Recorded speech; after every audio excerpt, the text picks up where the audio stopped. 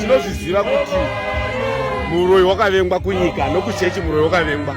Vanhu vanoshamba basa nokomuroyi, vanhu havana mberi kuda kwemuroyi, vanhu vanoita marombe noda kwemuroyi, vanhu havasi kuwirirana mafemili noda kwemuroyi, vanhu vari kufa zvisinganzwisisi noda kwemuroyi.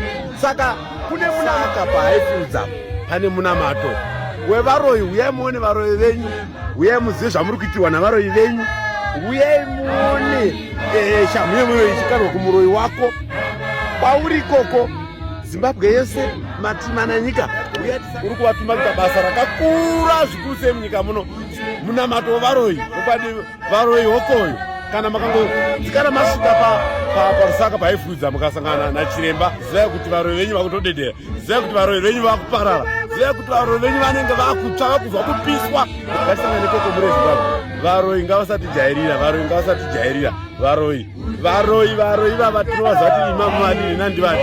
Saka kana usingadi muroyi, kana usingadi kushupwa nemuroyi, uya tisangane pamazuva magirasi. Ndasimukira kutenda ishewe pano. Ini ndasimukira kutenda ishewe pano. Sindave nezidumbu. Ndave ndine muviri muhombe asi ndave nezidumbu. Ndisingazivi kuti dumbu iroro kurwara kwandiri kuita. Ndasingazivi kuti dumbu iroro kurwara kwandiri kuita. Saka ndauya pano. Saka ndauya pano. Chinamatirwa panapa. Chinamatirwa panapa. Dumbu iroro rakashandirwa rikatanga kubuda ropa raityisa rakasviba kuti. Dumbu iroro rakatanga kushandirwa rikabuda ropa rakasviba, raibuda rakasviba kuti. Raibuda ropa rakasviba kuti si. Mwana wangu achema matambudziko ainawo.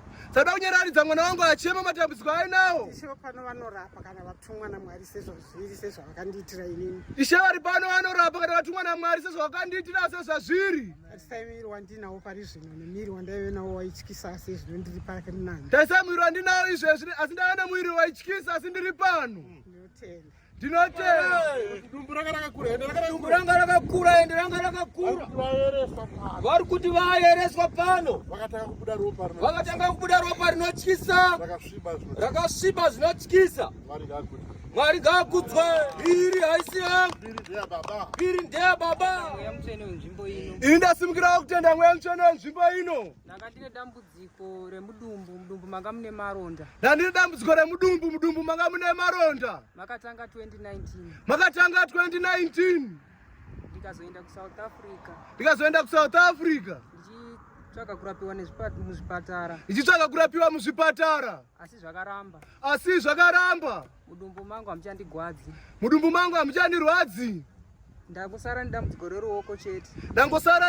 reruoko chete. Ndozvandasimukira kungoti ndingotendawo Mwari. Ndozvandasimukira kuti nditendewo Mwari. Ari kuti izvo. Ndakaita maronda mudumbu. 2019. Kudzamara ndaenda kuSouth Africa. Ndichaga kurapwa. Maronda haana kupera. Pandakauyawo pano. Mudumbu makanyarara. Maronda hakusina. Ndangosara neruoko chete. Ndozvaari kutaura. Tinotenda. Ndakatanga zvangu kuuya pano musi weSande. Ndatouya kuzotenda mwana wangu ari kunamata pano. Simuka. Mwana womunin'ina wangu uyu.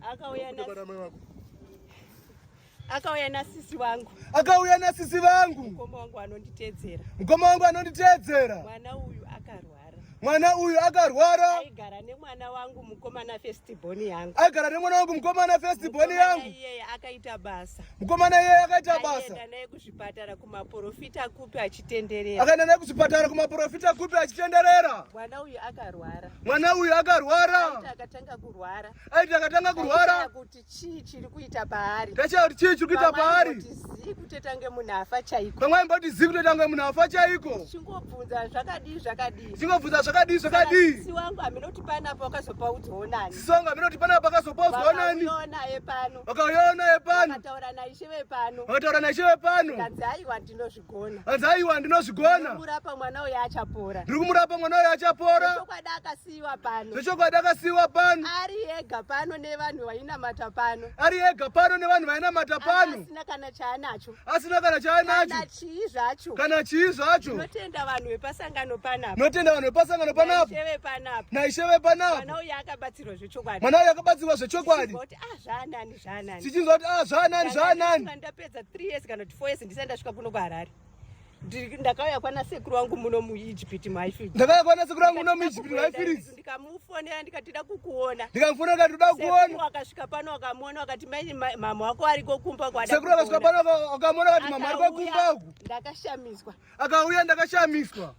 Ndiye mwana uya shuwa. Kuti ndiye mwana uya shuwa. Chokwadi ndakashamiswa.